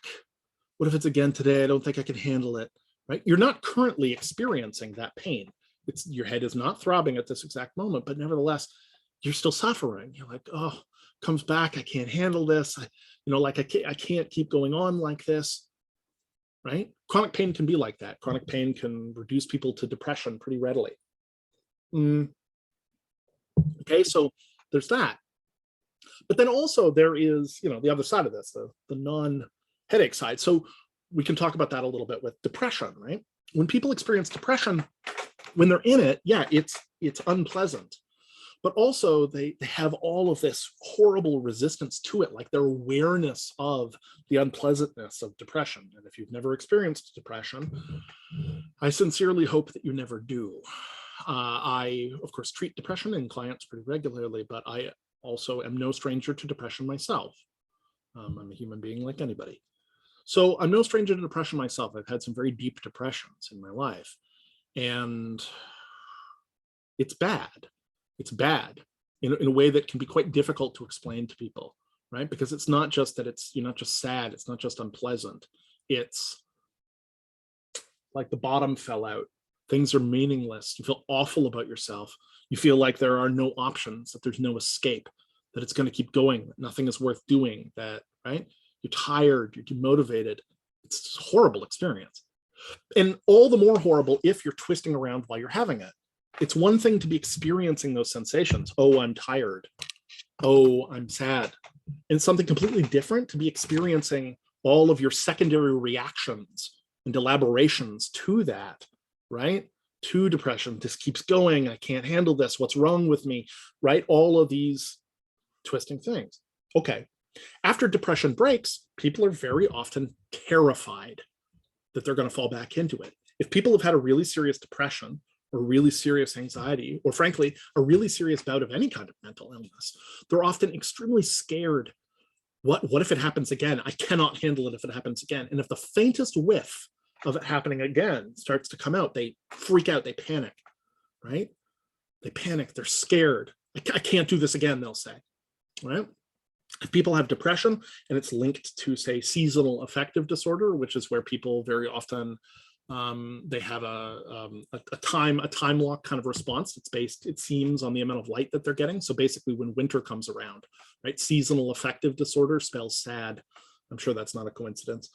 So, basically the days start getting shorter, it starts getting colder, and they start feeling worse and worse and worse. And the winter is awful for these people. I have seasonal affective disorder. And although I treat it considerably more effectively than I used to, right? I have a whole suite of things, many of which we'll talk about, because many of which sort of emerged from my encounter with Buddhism, like ways that I can encounter this material so that it's not the same as it used to be. But there was a time in my life, certainly through my 20s, my teens and my 20s, where the onset of winter, I looked forward to not at all. It was a state of absolute dread.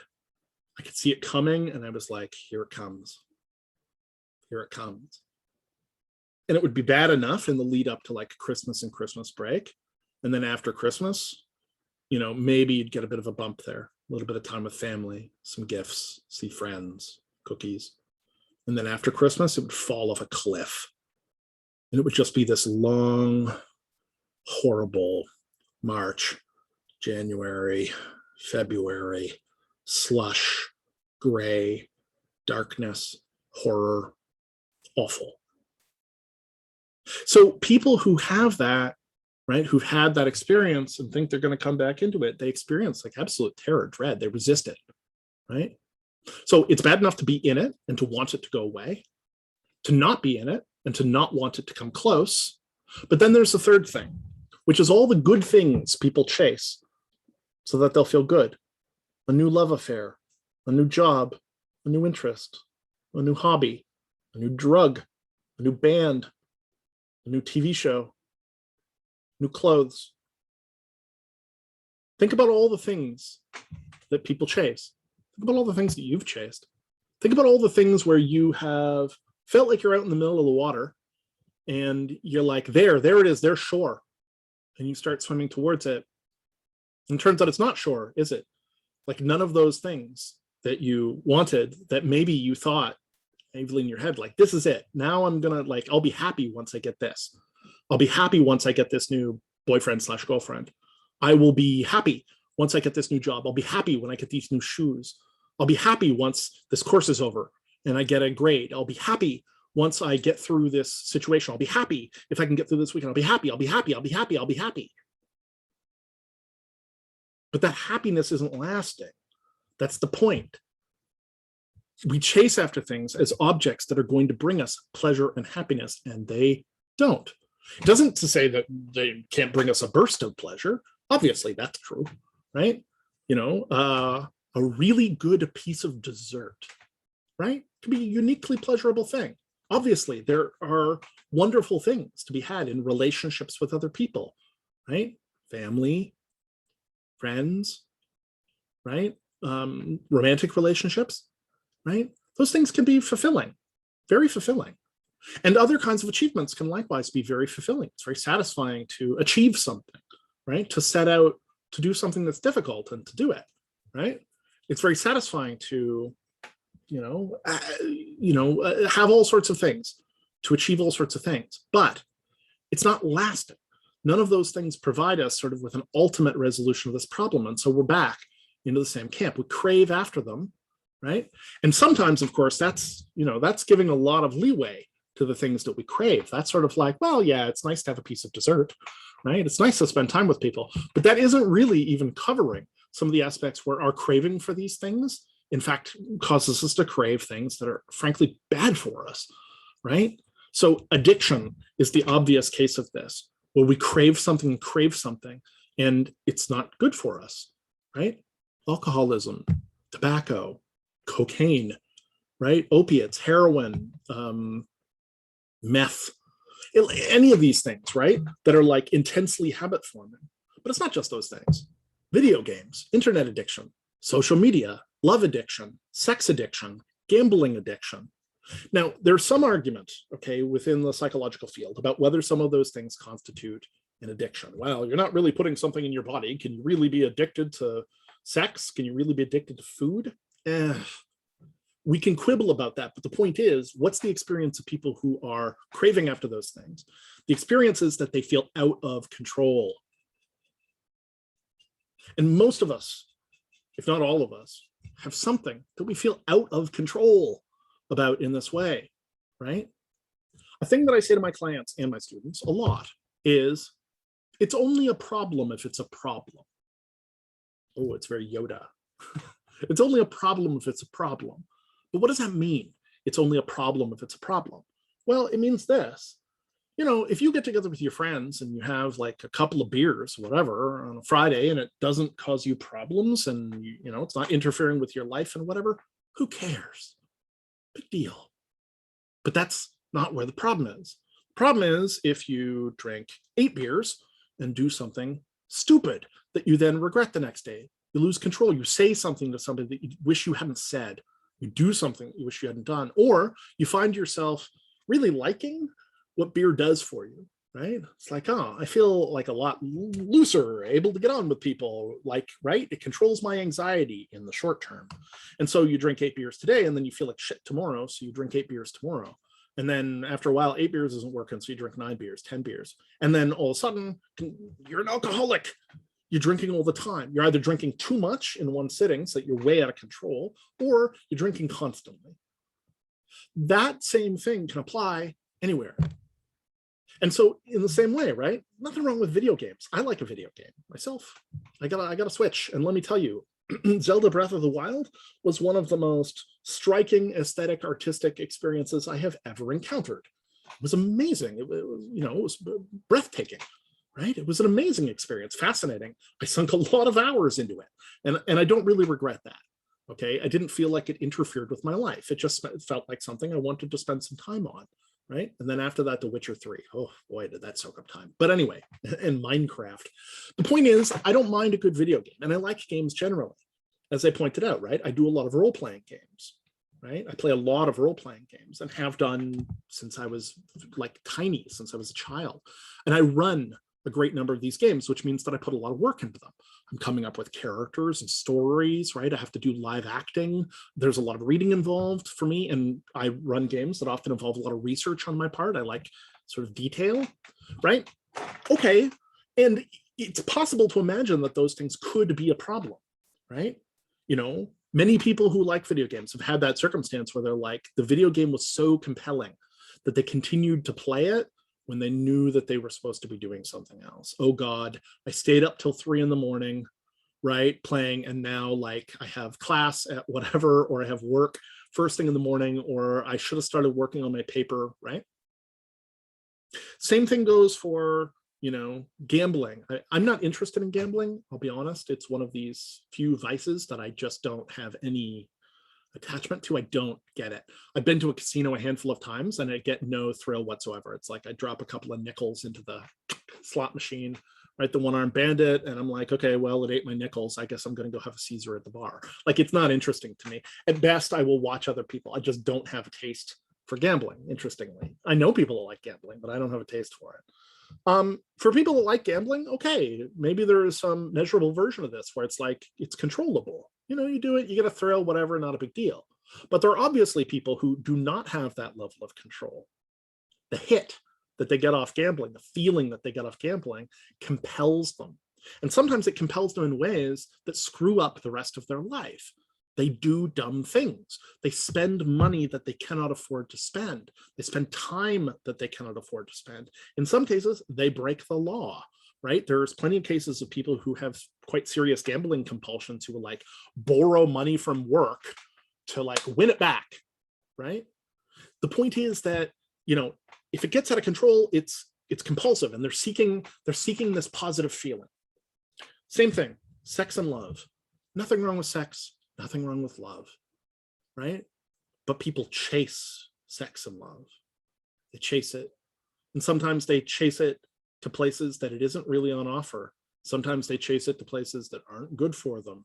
And sometimes they find themselves chasing it even though it's doing things to them that they don't otherwise want. They're craving after it because it seems like it's going to solve the problem.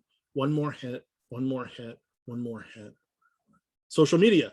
And we're going to get into this. I have pretty deep critiques of social media.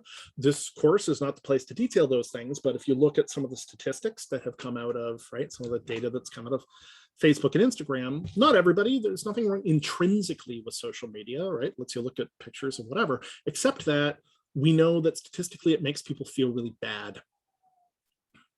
And it enrages them. We'll get into that too.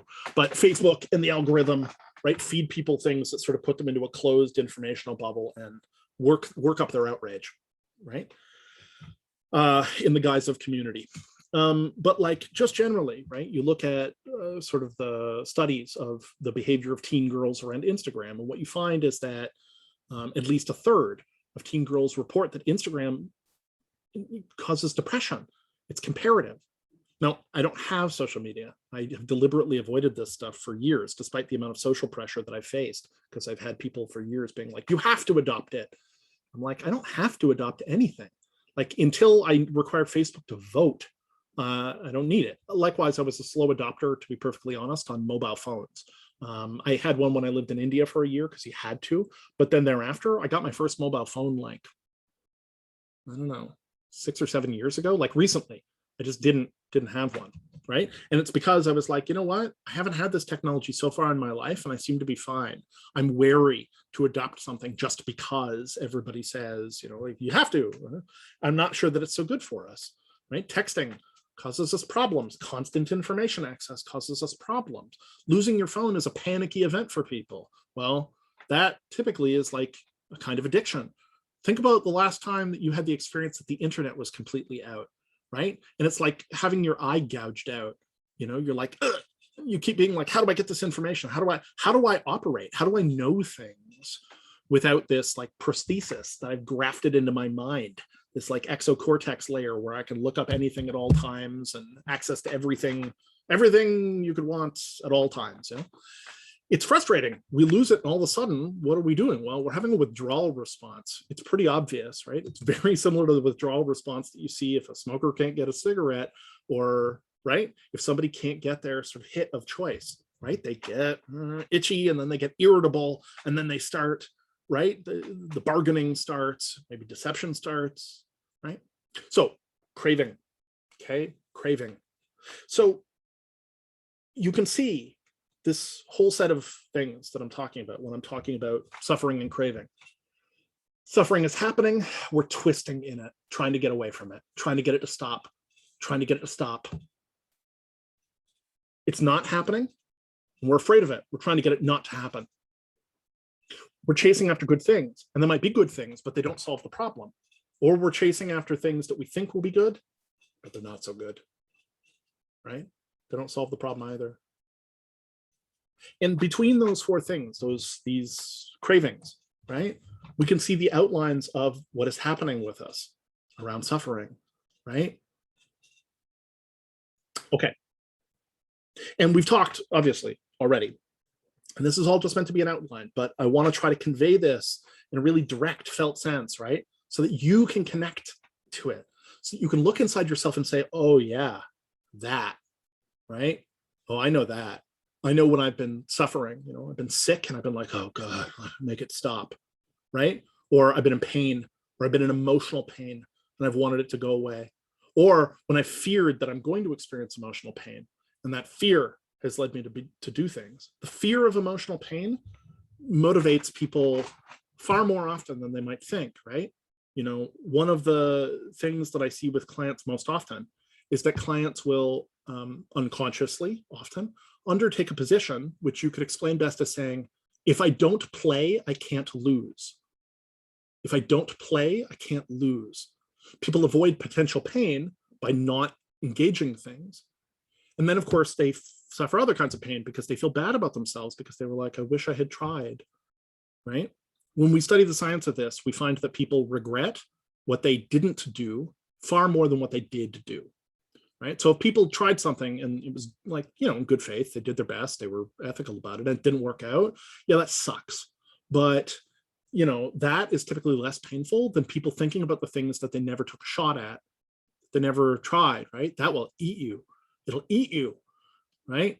And all of us have those moments. I think virtually all of us can think back to that person we wish we'd talked to, that thing that we wish we'd tried, the time we wish we'd taken our shot, the time that we wish that we'd stuck it out, right? And it's not always rational to stick it out. Of course not, right? Sometimes the rational thing to do is it's like sunk costs, screw this, right? This is not working for me, right? But the point is this, right? That if I don't play, I can't lose. It's a very powerful system for people who are worried about feeling bad about losing, okay? And that's fundamentally avoidant. It's that this particular form of craving that you're trying to keep away the emotional pain of feeling like you lose. Better to not even try, better to not even play than it is to risk feeling that feeling, okay? And then there's all the ways that we you know, chase after things and what that means to us. And none of it solves the problem. We are still dealing with this grind at the center of who we are, right? Okay. Suffering. Okay. Point 2, impermanence. So here's the thing. The Buddha's analysis, and we will get into this in greater depth, is that everything is impermanent, but we don't see it. And you can kind of look around and see this. It's like for us, we see some things as being quite impermanent and other things as being quite solid, right? We use expressions like, last as long as the mountains, right? And what we mean when we say that basically is forever. But mountains aren't forever. Mountains don't last forever. They really don't, right? They wear down over time. Now, within your life, most mountains are likely to probably survive. But, the point is that nothing is permanent. There's nothing that is permanent. Everything around you is flow and flux and change, including you, right? So this idea of impermanence is like, we want things to be fixed, right? Again, you can see how it ties into this question of suffering and craving, right? We want things to be fixed. It's like, here's how I'm going to get it and done, right? Perfection, done. But it's not like that. Things are always changing. Things are always changing. Things come into being, things go out of being, things shift. That is the nature of the world. You can see it, right? Seasons pass, weather changes, people get older, people die, people are born, right? Fads come up, fads go out. Like, everything is moving all the time. And that includes our thoughts and our states of being. As I said, if you've ever experienced serious depression, one of the tricks that depression pulls, and lots of sort of deep mood mental illnesses pull, is that they convince you that they're going to last forever. It's always been like this, and it's always going to be like this. This is one of these things that they do. They produce this effect that they can be very compelling. They're like, you're right, it's hopeless. It's always going to be like this. But that's nonsense, right? It really isn't true, because it will pass, right? It'll pass through, because everything passes through. Nothing stays in your mind. Nothing is fixed. Nothing is stable. Nothing is solid, right? So this notion of impermanence, okay, is kind of a central insight in Buddhism, that everything, including us, is broken up, passes away, changes, right? Because we want things to be fixed. And one of the things that we most want to be fixed, that we most want to be permanent, is ourselves. Permanent, solid, immortal, deathless, imperishable, eternal, right? We want to stay. The idea of non-existence, the idea of change, the idea of things changing in such a radical way, or indeed passing out of existence entirely, death, right, is like utterly terrifying to us. And I urge you to be careful as you're considering this, because it's a shared human thing. To really look into this for a second is a jarring, powerful experience, and yet it's true, right? It's true. So our own impermanence is something that we struggle with. Now, most of the people in this class, statistically, are going to be relatively young, right? Your demographics are going to be young. And the younger you are, the easier typically it is to commit yourself into a general notion of immortality, right? This is much noted. Immortality, not necessarily invincibility, because some people are more cautious than others, but this idea that you almost take for granted there's so much ahead of you instead of behind you in theory, that that it doesn't stick on you the same way. You're mostly focused on potential. And weirdly, right, you can be focused, right? Somebody can be really, really young and still be like, oh, I haven't accomplished anything. When I turned 20, I lamented to my friends, I don't know what I'm doing with my life. What have I done with my life? I haven't done anything. I was 20, right? I'm now 43. And looking back on that moment, I'm like, well, what would I have done? What would I have accomplished so far at 20? I had done some stuff, but was I going to have everything worked out at 20? And yet that was the standard that I was holding myself to. I need to have it all figured out. That, of course, is a big part of your 20s generally. And we'll talk about that. In sort of my experience and my clinical experience, this is one of the big questions. But the older you get, the more instances of impermanence you encounter, and the more your own impermanence begins to dawn on you. So there's a thing that's called a reversal of your temporal horizon, which occurs sometime in midlife, which I'm currently in.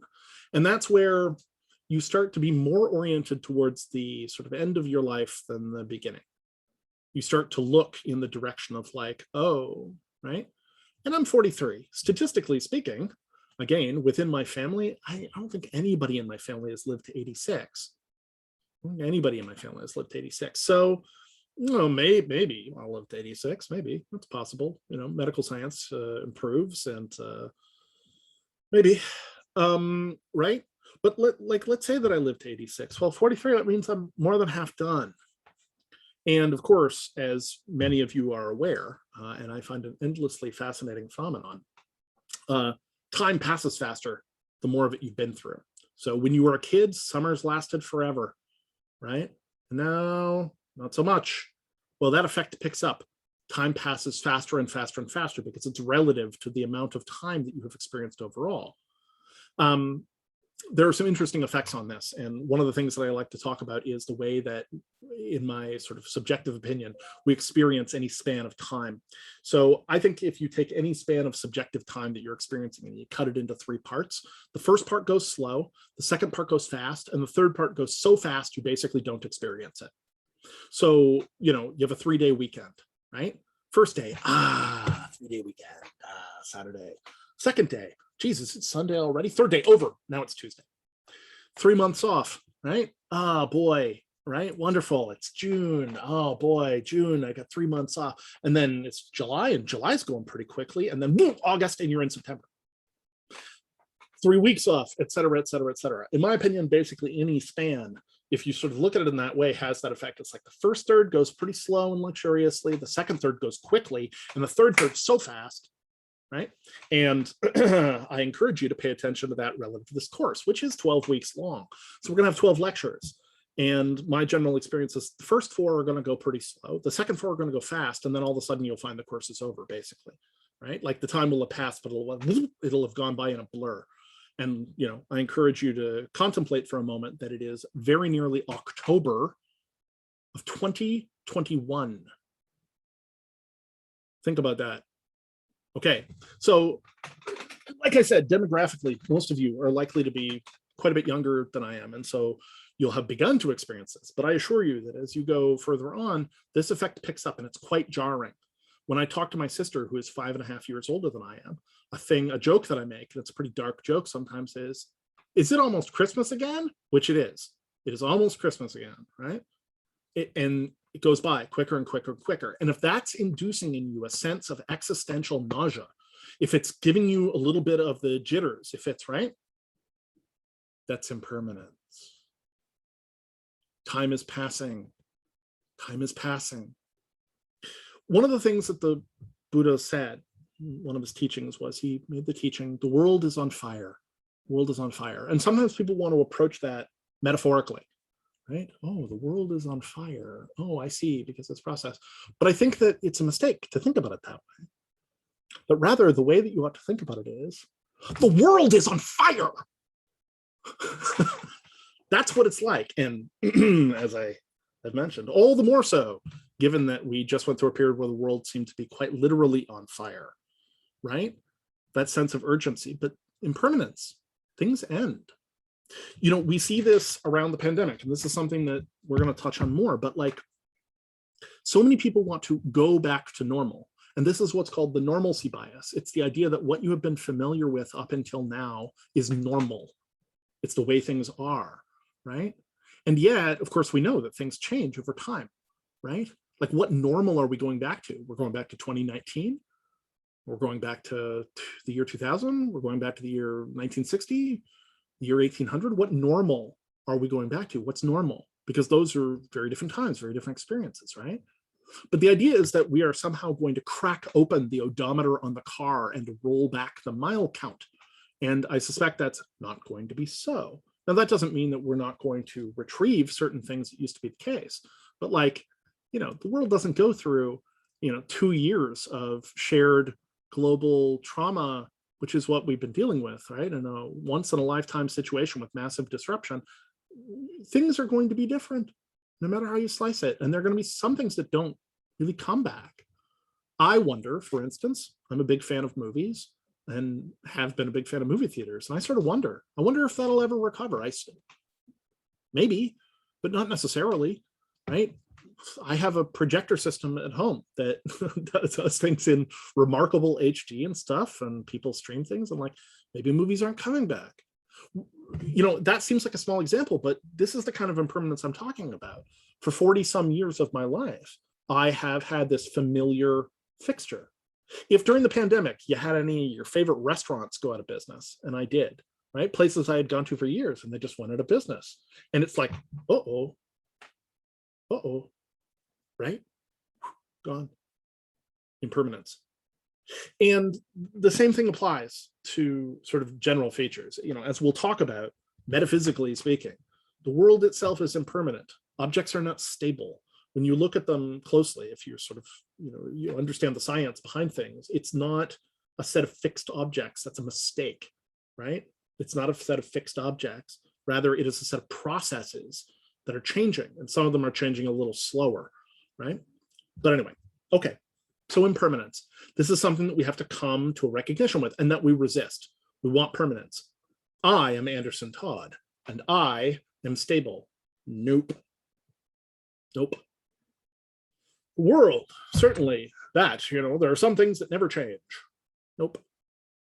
Also not true. Not in the way in which we're thinking, right? There are some processes that are the case, right? The only constant is change. But, the idea that things are fixed and solid, that somebody will always be there, that a relationship will always be there, no. And it's jarring, right? Lots of people, when somebody who was close to them die, right, are like, I thought we had more time. I wish I had said this. I didn't ever think. This is something that's very commonly reported. And of course, I deal with lots of people who are dealing with grief. And right, there's this assumption. I thought I had more time. I thought things were permanent. I thought they were more permanent. Okay, and then the third thing, and then I'm going to let you go because I've been talking now for quite some time. So the third thing, which I'll just touch on because it's been almost 2 hours, is emptiness. Emptiness. And so what does this mean? Things are empty of inherent existence. That's a complex concept, okay? And so that's part that we're probably going to unpack at much greater length. But things are empty of inherent existence. Okay, now, a useful way to think about this is to think about, things are reliant on each other. You can't sort of pop something out of the universe, right? So there are objects and they exist in relationship to other objects, right? It's meaningless to talk about them separated from other things in the world, right? But the same thing goes for you. It's meaningless to talk about your existence separated from other people. It's meaningless to talk about your existence separated from the world. What would that mean? If you didn't have other people, you wouldn't have had, the exposures, the language, right? All these encounters you've had with people. If you weren't interacting with the world, you wouldn't have numerous aspects of your personality and your experience, right? Some people will say like, every person is an island, or people will describe themselves as self-made, right? A self-made man or a self-made woman. Nonsense. Total nonsense on its face. Nobody's self-made. Nobody invented the language that they speak, at least for the most part, right? People learn from each other. They rely on each other. They are dependent on each other in lots of ways, right? Being a lone wolf is not actually a good situation for wolves or humans. The idea that people can be perfectly self-reliant is a mirage, but boy, it's a mirage people chase, right? To not be reliant on anybody else, right? Why? No reliance, no vulnerability. No vulnerability, no threat. No trust required. Sounds easy, right? Except it's terrible. It's a terrible experience for people. It's an awful, isolated experience. We are reliant on each other. We are dependent on each other. We interpenetrate each other. Our identity is not as simple and fixed as we think. Things are interconnected. The world is interconnected. You can't just touch one thing in isolation. And this is something that we have, sort of in the world and the way we handle it, gradually come to a pretty rude awakening on. You look at the financial system, which right now is going through another predictable set of quakes, right, around, financial defaults and stuff, because it's connected together, right? This is like the butterfly flaps its wings in Japan and you get a hurricane in the Atlantic Ocean, right? There's an interconnectedness, a complex interconnectedness of all things. Well, so this thing happens here, and all of a sudden you get runaway effects, and that's always been true. World War I, somebody goes and shoots some isolated archbishop, and all of a sudden the entire political and military arrangement of Europe erupts, right? In a way that nobody expected. It's a bunch of connections that, right? The dominoes start to fall. So everything's connected. Okay, that's finance. Everything is connected in terms of, the environment. We can't just isolate certain aspects. We think we can just, what's the problem with this? But it turns out it has effects down the line. It affects other things, which affects other things, which affects other things. These systems are complicated and interconnected, and we are connected to them, right? We're part of those connections. But the other aspect, okay, of emptiness, and one that we will spend considerable depth, is the emptiness of inherent existence that we ourselves have. We want to think of ourselves as singular unitive beings, shining souls. I am Anderson Todd. I know who I am. I know. I can feel my ego. I know exactly who I am. But when I look inside, if I look inside with an attentive mind, that's not what I find. What I find is fleeting thoughts, feelings, memories, associations. They change over time. My opinions change, my values change, my memories change. We know that from the science. Things are swirling and fleeting. And when I try to find this stability, I claim I am Anderson Todd and I'm stable. When I look inside and try to find stability, it's not there. It's sense impressions, feelings, emotions, associations, aversions, memories, cravings, dreams, all these things flying around, but none of them are me. None of them is this stable center. Instead, it's like things caught up in a tornado, orbiting. But the tornado is not a thing in the way that we think about a rock as a thing. It's a dynamic.